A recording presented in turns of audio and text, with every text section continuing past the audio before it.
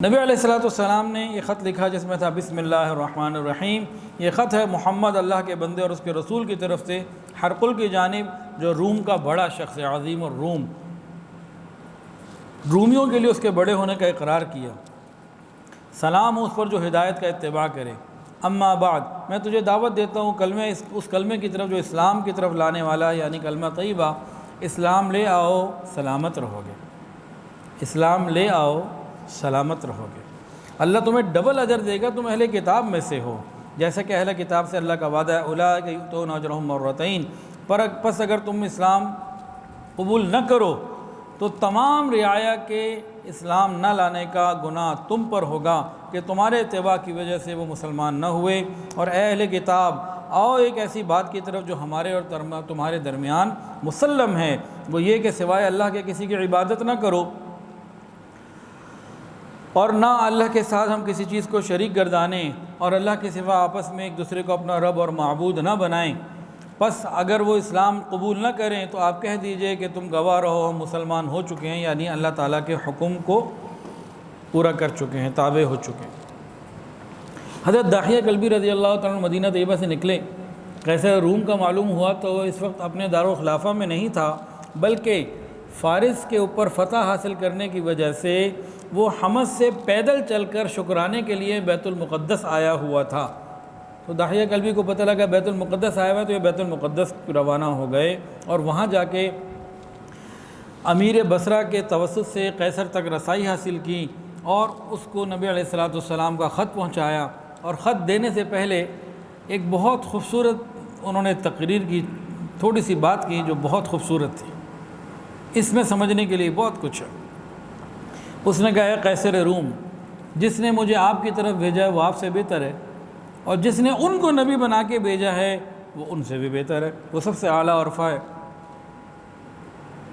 تو بتایا کہ بہت اہم لوگوں کی طرف سے پیغام لایا ہوں، اور آگے کہنے لگے، قیصر روم کو کہا کہ میں جو کچھ آپ کو عرض کروں، بات کہوں، آپ تواضع سے سنیے گا اور اخلاص کے ساتھ جواب دیجیے گا۔ پوائنٹ سمجھنے والا ہے۔ تواضع کے ساتھ، ٹھنڈے دل اور دماغ سے، نرمی سے، بہت کول مائنڈ ہو کے اچھے طریقے سے اس کو سنیے گا، تواضع کے ساتھ، اور جواب دینے لگے ہیں تو پورے اخلاص کے ساتھ جواب دیجیے گا۔ یہ دو کام بتائے اور پھر ان دونوں کی تفصیلات بھی بتا دیں۔ کہا اگر آپ تواضع سے نہ سنیں گے تو آپ اس پیغام کو سمجھ ہی نہ سکیں گے، اور اگر جواب اخلاص کے ساتھ نہیں دیں گے وہ پھر عادلانہ اور انصاف والا نہیں ہوگا، وہ کچھ اور ہوگا۔ تو کتنی پیاری بات بتائی۔ ہم اگر اگلے کی بات توجہ کے ساتھ ٹھنڈے دماغ سے سنیں تو سمجھ میں آتی ہے، ایسے ہی فوراً لٹ مار دینا وہ اور چیز ہوتی ہے۔ اب قیصر روم نے کہا، جی بتائیے آپ کیا کہنا چاہتے ہیں؟ داحیہ کلبی نے کہا، آپ کو معلوم ہے کہا عیسیٰ علیہ السلام نماز پڑھا کرتے تھے؟ کہا مجھے معلوم ہے، بے شک نماز پڑھتے تھے۔ تو انہوں نے کہا کہ دیکھو، میں آپ کو اس ذات پاک کی طرف بلاتا ہوں جس کی طرف حضرت عیسیٰ علیہ السلام رخ کر کے نماز پڑھتے تھے، جن کے سامنے اپنی پیشانیوں کو ٹیکا کرتے تھے، اور جس نے حضرت مسیح علیہ السلام کو بطن مادر میں بنایا، اور جس نے اس تمام زمین آسمان کے نظام کو بنایا۔ اور اس کے بعد میں آپ کو اس نبی امی کی طرف بلاتا ہوں جس کی بشارت موسیٰ علیہ السلام نے بھی دی اور عیسیٰ علیہ السلام نے بھی دی، اور آپ جانتے ہیں اس کو، آپ کو پوری خبر ہے ان باتوں کی۔ اور سنیں، اگر آپ اس دعوت کو قبول کریں تو دنیا اور آخرت دونوں آپ کی ہیں، اور اگر قبول نہ کریں آپ کی آخرت تو تباہ ہو گئی، اور دنیا میں تو ویسے ہی بڑے شریک ہونے والے لوگ ہوتے ہیں۔ یقین جانیے آپ کا ایک پروردگار ہے جو نہ ماننے والوں کو کچل دیتا ہے اور اپنی نعمتوں کو بدلتا رہتا ہے، یعنی آج آپ بادشاہوں کا کل کوئی اور بھی ہو سکتا ہے۔ قیصر روم کو خط دیا۔ قیصر روم نے حضور صلی اللہ علیہ وسلم کا خط لیا، سب سے پہلے اس کو سر پہ رکھا، پھر آنکھوں پہ رکھا، پھر اس کو بوسہ دیا، پھر اس کو بڑے توجہ اور شوق سے پڑھا، اور پھر ان کو کہا کہ بھئی مجھے کچھ سوچنے سمجھنے کا ٹائم دیا جائے، تو آپ آج نہ آئیں، پھر اگلا کوئی ٹائم دے دیا، کل کا یا 2 دن بعد کا، کہ جی پھر بات ہوگی، فی الحال مجھے سوچنے سمجھنے کا اور آپس میں مشوروں کا وقت دیا جائے۔ حضرت داحیہ کلبی تو چلے گئے۔ ادھر قیصر روم نے کیا کیا؟ اس نے کہا دیکھو بھئی یہ مکہ سے آیا ہوا بندہ ہے، کیا کوئی مکہ کے لوگ یہاں موجود ہیں ابھی؟ اگر ہیں تو انہیں تلاش کر کے لاؤ، یہ بیت المقدس میں ہیں،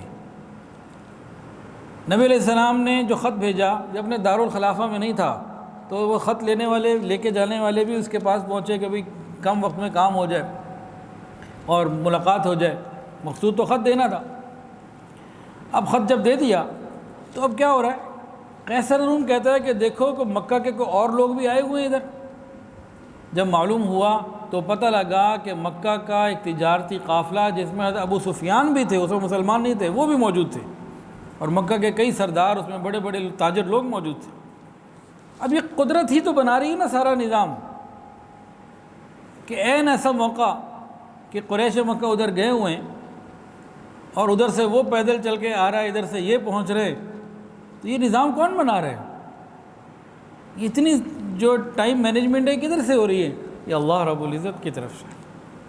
اب قیصر روم نے کہا بلا ان کو، آ گئے تو پھر قیصر روم نے سب سے پہلے جب یہ لوگ آئے نا کہ بھئی تم میں سے سب سے زیادہ حضور صلی اللہ علیہ وسلم کا قریبی رشتہ دار کون ہے؟ رشتہ داروں کو سارے کچے چھٹے کا پتہ ہوتا ہے نا، باہر والوں کو کیا پتہ، تو وہ کون ہے؟ تو لوگوں نے کہا حضرت ابو سفیان کے بارے میں کہ ابو سفیان، ان کو آگے بٹھایا، باقیوں کو آپ پیچھے بیٹھ جائیں، اور اس کے بعد کہا کہ جی میں آپ سے حضور کے محمد رسول اللہ کے بارے میں کچھ سوال پوچھنا چاہتا ہوں۔ اب یہ مسلمان نہیں ہے، اس وقت کافر ہیں، دلی تمنا ہے کہ قیصر کے دل میں ان کی نفرت پیدا ہو، یہ تمنا ہے، لیکن جھوٹ کوئی نہیں بولا۔ کہنے لگے میں جھوٹ بولنا چاہتا تھا تو جھوٹ بول سکتا تھا، لیکن میں نے جھوٹ اس لیے نہیں بولا کہ لوگ مجھے جھوٹا کہیں گے، میری قوم مجھے کہے گی جھوٹا ہے۔ ایک زمانہ تھا کافر بھی جھوٹ بولنے سے شرم محسوس کرتے تھے، آج تو ہم الحمدللہ بس یا انا للہ پڑھیں کیا پڑھیں، ہمیں تو فرق ہی کوئی نہیں پڑتا جھوٹ بولنے سے۔ ایک کافر نے بھی سوچا کہ جی مجھے جھوٹ نہیں بولنا، جانی دشمن کے بارے میں بھی جھوٹ نہیں بولنا، ہم تو سگے بھائی کے بارے میں بول دیتے، ساس بہو کے بارے میں تو کتنا معاملہ ہے۔ اچھا جی، اب قیصر کے سوال اور جواب ذرا سنیں۔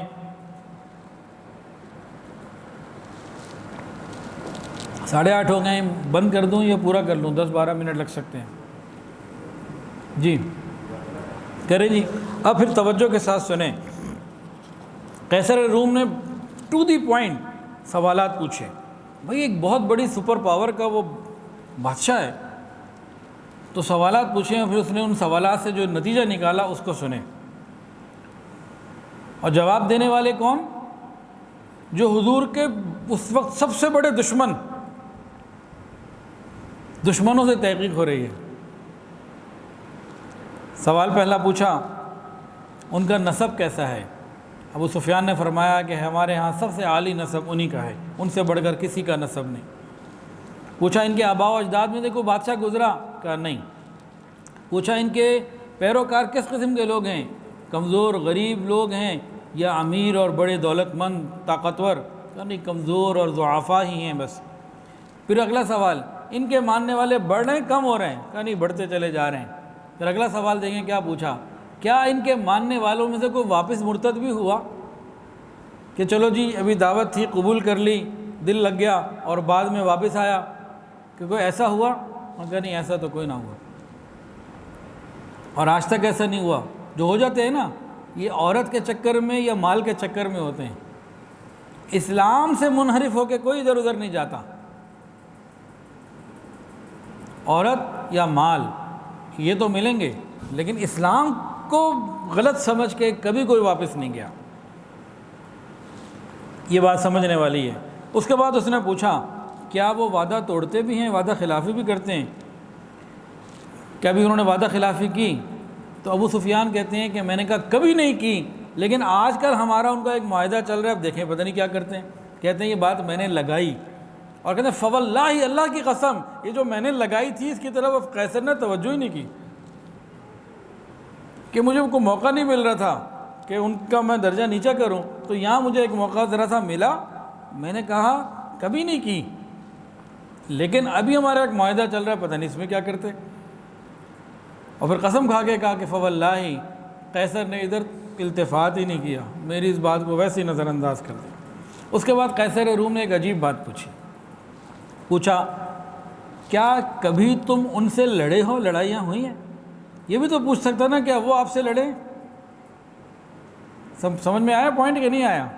سوال کیا ہے کیا کبھی تم ان سے لڑے ہو؟ انہوں نے کہا ہاں لڑائیاں ہوئی ہیں۔ قیصر یہ بھی تو پوچھ سکتا تھا کیا وہ تم سے لڑیں؟ یہ اس نے نبی علیہ السلام کا ادب کیا، کیونکہ وہ جانتا تھا کہ انبیاء جو ہوتے ہیں یہ لڑائیوں میں پہل نہیں کیا کرتے۔ یہ پوائنٹ ہوتے ہیں سمجھنے والے۔ پھر قیصر نے پوچھا اچھا لڑائیاں ہوئیں کیسی رہیں؟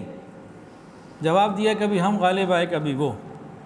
پھر پوچھا قیصر روم کا دربار ہے، کوئی مسلمان پورے دربار میں موجود نہیں ہے، اور پوچھا کس سے جا رہا ہے؟ جو اس وقت مسلمانوں کا سب سے بڑا دشمن۔ قیصر روم نے کیا پوچھا؟ وہ تمہیں کس چیز کا حکم دیتے ہیں؟ اس وقت جو دشمن خدا تھے، بعد میں تو خیر مسلمان ہے، صحابہ میں سے بڑے مقام کے صحابی ہیں ابو سفیان رضی اللہ تعالیٰ عنہ، انہوں نے جواب دیا، وہ کہتے ہیں ایک اللہ کی عبادت کرو، کسی کو اس کے ساتھ شریک نہ کرو، کفر اور شرک کے تمام مراسم اور چیزیں تمہارے آباء و اجداد کرتے تھے ان سب کو چھوڑ دو، نماز ادا کرو، زکوٰۃ ادا کرو، سچائی اختیار کرو، پاک دامنی کی زندگی گزارو اور صلہ رحمی کرتے رہو، کہ وہ ان باتوں کا حکم دیتے ہیں۔ سوال جواب مکمل ہو گئے۔ اس کے بعد قیصر روم نے کچھ باتیں کہیں، سنیے مزے لیجئے کیا بات کہی۔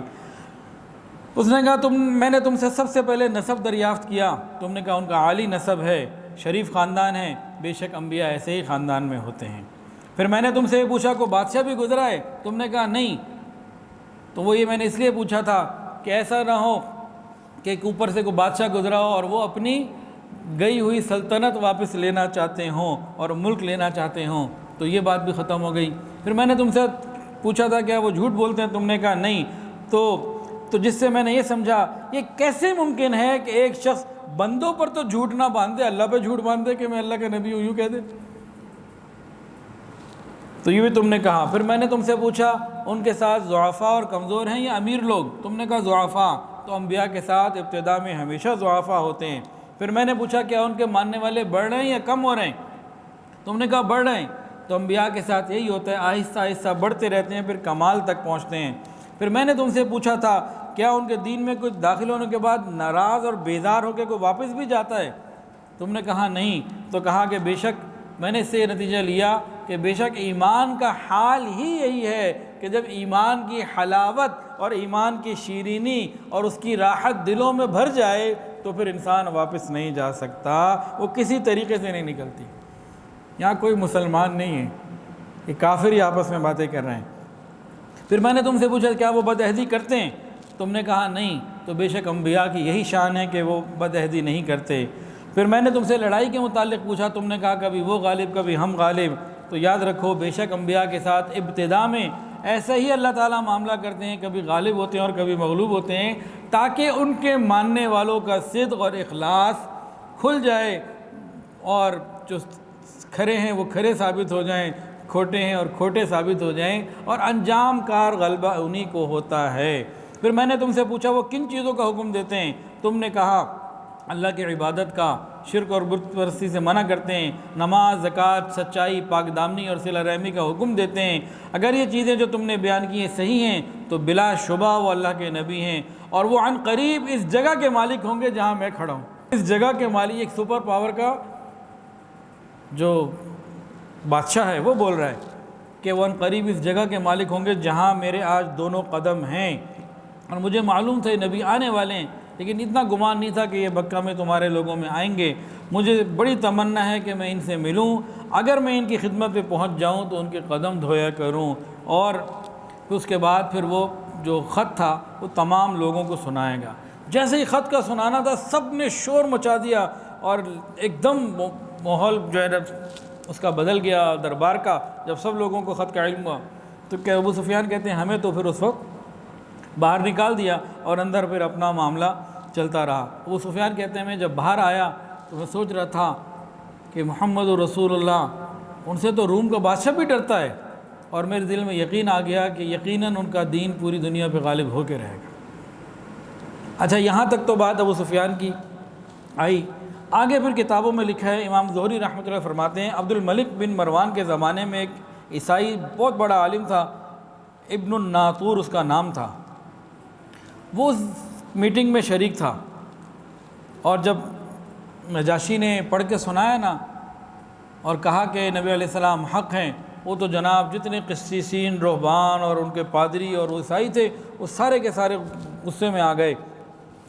اور اس زمانے میں ایک بہت بڑا عیسائیوں کا عالم تھا، زغاتر نام تھا اس کا، زغاتر رومی۔ اس نے اس سے پوچھوایا قیصر روم نے کہ ہاں بھی بتاؤ نبی علیہ السلام کے بارے میں کیا کہتے ہو، نشانیاں اور تفصیلات بتائیں، خط کا ذکر کیا۔ تو اس نے کہا ارے یہ تو وہی نبی ہیں جن کا ہمیں انتظار ہے اور جن کے بارے میں عیسیٰ علیہ السلام نے بشارت دی، میں ان کی تصدیق کرتا ہوں اور میں ان کی اتباع کروں گا، ان کے نبی ہونے میں کوئی شک نہیں، تم ان کی اتباع کرو۔ بادشاہ نے جب اپنے سب سے بڑے عالم سے بھی پتہ کر لیا تو ایک بہت بڑا دربار لگایا اور بہت امپورٹنٹ بات کرنے کے لیے، اور سب کو بٹھایا، خود اوپر ایک جھروکے میں بیٹھا، نیچے نہیں بیٹھا، اپنی حفاظت کے لیے اوپر بیٹھتے تھے اور لوگ نیچے بیٹھا کرتے تھے، کہ اوپر سے پھر آرڈر دیا کرتے تھے۔ اور اس نے لوگوں کو، سپاہیوں کو حکم دیا سارے دروازے بند کر دو اچھے طریقے سے۔ اور یہ جناب کیبنٹ ساری بیٹھی ہوئی تھی۔ اب وہاں پہ قیصر روم نے ایک تقریر کی چھوٹی سی، کہنے لگا اے گروہ روم، اے میری قوم کے لوگوں، تحقیق میں نے تم کو ایک ایسے عظیم الشان خیر کے لیے جمع کیا ہے، وہ یہ ہے کہ میرے پاس اس شخص کا خط آیا ہے جس میں اس نے مجھ کو اپنے دین کی دعوت دی ہے، اور تحقیق کی خدا کی قسم یہ وہی نبی ہیں جن کے ہم منتظر ہیں اور اپنی کتابوں میں ان کو پاتے ہیں۔ پس آؤ اور ڈرو اور ہم سب مل کر ان کا اتباع کریں، ان کی تصدیق کریں، تاکہ ہماری دنیا اور ہماری آخرت دونوں سلامت رہیں۔ یہ سنتے ہی جتنے پادری تھے اور ان کے قسیسین، رہبان، وہ سارے کے سارے چلا اٹھے اور شور کرنے لگے، اور سب نے بھاگنا وہاں سے شروع کیا۔ دیکھا تو دروازے بند تھے، بھاگ بھی نہ سکے۔ بادشاہ نے جب اس افراتفری اور شور کو، ہنگامے کو دیکھا، کہا آؤ بیٹھ جاؤ بیٹھ جاؤ، اصل میں تمہیں آزمانا چاہتا تھا کہ تم اپنے دین پہ پکے ہو بھی کہ نہیں۔ تمہاری مذہبی، اب یہ عیاری شروع کر دی اس نے، تمہاری مذہبی پختگی دیکھ کر مجھے بڑی خوشی ہوئی ہے، اور تم واقعی اہل حق ہو اور اپنے دین پہ پکے ہو۔ یہ خوشامد شروع ہو گئی۔ جیسے ہی بادشاہ کی زبان سے یہ باتیں سنی، تمام لوگوں نے اسی وقت بادشاہ کو سجدہ کیا۔ بادشاہ اس میٹنگ سے واپس آیا، حضرت داحیہ کلبی رضی اللہ تعالیٰ جنہوں نے خط پیش کیا تھا ان کو بلایا اور تنہائی میں 1 to 1 ملاقات کی۔ کہا کہ بھئی مجھے اندیشہ ہے کہ یہ سارے مجھے جان سے مار دیں گے، اگر مجھے اپنی جان کا خوف نہ ہوتا تو میں ضرور اتباع کرتا اور سب کچھ کرتا۔ تم ایسا کرو کہ زغاتر رومی جو سب سے بڑا اسقف اعظم ہے اس کے پاس چلے جاؤ، اس کو جا کے یہ بات بتاؤ، اس کو دعوت دو، اور لوگ اس کی زیادہ قدر کرتے ہیں، اس کا یہاں بہت بڑا ایک حلقہ ہے اور روم کا ہر شخص اس کی عزت کرتا ہے، ہر شخص کے دل میں اس کی محبت ہے اور وہ کھرا آدمی ہے، تم جا کے ان کو یہ پیغام دو۔ حضرت داحیہ رضی اللہ عنہ اس کے پاس چلے گئے، جیسے ہی جا کے اس کو پیغام دیا، وہ تو تیار بیٹھا ہوا تھا حق ماننے کے لیے، اس نے تو ایک ایک بات کو قبول کیا اور کہا کہ واقعتاً وہ نبی ہیں اور ہماری کتابوں میں ان کا پورا تذکرہ موجود ہے۔ اس وقت ایک کالے رنگ کا لباس پہنا ہوا تھا زغاتر رومی، یہ اندر گیا، نہا دھو کے ایک سفید کلر کا صاف ستھرا لباس پہن کر آیا، اپنے عصا کو لیا، کلیسا میں جا کے کھڑا ہوا، لوگوں کو جمع کیا اور مخاطب کر کے کہا اے میری قوم کے لوگوں، اے گروہ روم، احمد مجتبیٰ صلی اللہ علیہ وسلم کی طرف سے خط آیا ہے جس میں ہم کو اللہ تعالیٰ کی طرف بلایا گیا ہے۔ میں تو گواہی دیتا ہوں کہ اللہ کے سوا کوئی معبود نہیں اور احمد مجتبیٰ صلی اللہ علیہ وسلم اس کے بندے اور رسول ہیں۔ جیسے ہی اس نے کہا، سارے کے سارے لوگ اس پر ٹوٹ پڑے اور اس کو اسی وقت ختم کر دیا۔ بات پوری ہوئی اور اسی وقت آگے بڑھے اور فوری طور پر ان کو مار کے چھوڑا، بالکل ختم کر دیا۔ اب حضرت داحیہ واپس آئے اور قیصر روم سے جا کے کہا کہ جی وہاں تو یہ ہوا ہے، تو قیصر روم نے کہا مجھے ڈر ہے کہ میرے ساتھ بھی یہی ہوگا، میں مانتا ہوں کہ وہ نبی برحق ہیں، ہم غلط ہیں، ہماری کتابوں میں ان کا پورا ذکر ہے، لیکن اگر میں نے بھی یہ کیا تو میرے ساتھ بھی وہی ہوگا جو زغاتر رومی کے ساتھ ہوا ہے۔ لیکن ایک بات وہ بھول گیا، نبی علیہ السلام نے جو اس کو خط لکھا تھا وہ زغاتر کو تو نہیں لکھا تھا، اور اس خط میں اگر آپ کو یاد ہو کسی کو یہ جملہ، نبی علیہ السلام نے کیا لکھا تھا؟ اگر تم اسلام لے آؤ سلامت رہو گے۔ اس بات کو، اس نقطے کو وہ بھول گیا۔ زغاتر رومی بھی تو حملہ ہوا، لیکن نبی علیہ السلام نے اس کو تو نہیں کہا تھا اسلام لے آؤ سلامت رہو گے۔ ساری باتیں حق سمجھنے کے باوجود، یہ بھی قدرت ہے عجیب، اللہ تعالیٰ کی عجیب بے نیازی کی صفات ہے کہ ایک ایک بات کی تصدیق کی، ایک ایک بات کو اس نے اپنی کتابوں سے رہنمائی لیتے ہوئے سوال کیا ابو سفیان رضی اللہ تعالیٰ عنہ سے، ایک ایک بات کو اس نے چیک کیا، اور یقین کامل بھی ہے، سب کچھ ہے، لیکن اس پوائنٹ کو وہ بھول گیا کہ نبی علیہ السلام نے لکھ کے مجھے بھیجا ہے تم اسلام قبول کر لو تم سلامت رہو گے۔ اگر یہ اسلام قبول کر لیتا تو یہ واقعتاً سلامت رہتا۔ ویڈیو کے نیچے سبسکرائب کے بٹن پہ کلک کریں، بیل کے آئیکن پہ کلک کیجئے تاکہ ہر نئی ویڈیو کی نوٹیفیکیشن آپ کو مل جائے۔